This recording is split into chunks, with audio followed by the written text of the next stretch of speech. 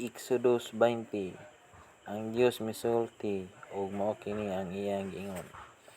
Ako ang Ginoo nga inyong Dios nga nagkuha kaninyo gikan sa Ehipto diin kamo naulipon. Ayaw pagsimba og laing Dios gawas kanako.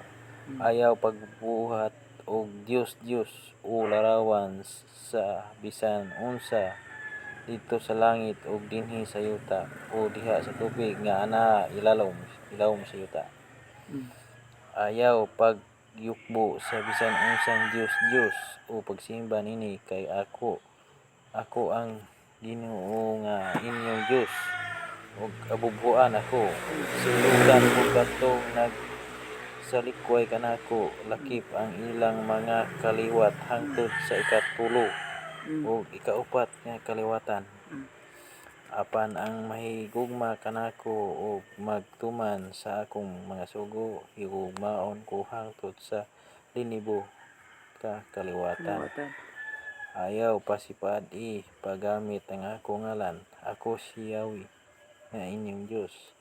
Silutan ko si bisan kinsa nga magpasipala sa ako ngalan.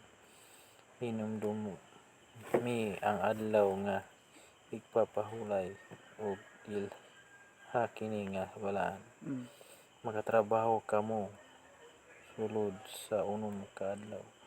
Apan ang ikapitong adlaw mao ang adlaw gipagpahulay nga gigahin alang kanako. Ayaw kamo pagtrabaho ni anang adlaw o inyong mga anak nga ulipon nga kahayupan ug mga langyaw nga nagpuyo sa inyong mga lungsod. Sulod sa 6 ka adlaw gibuhat ko ang langit, ang yuta, ang kadagatan ug ang tanan nga anaa niini ug mipahulay ako sa ikapitong adlaw. Busa gipinalanginan ko ang mga adlaw gipahulay ug gibalaan kini. Tahura ang inyong amahan ug inahan o aron motaas ang inyong kinabuhi diha sa yuta nga gihatag kaninyo sa Ginoo nga inyong Dios. Ayaw kamo pagpatay, ayaw kamo pagnakaw, ayaw kamo pangawat, ayaw kamo pagpangutang sa inyong tawo, ayaw kamo kaibog sa balay sa laing tawo o sa nga asawa o sa iyang mga ulipon o sa iyang mga baka, sa iyang mga aso. Asa ni asno?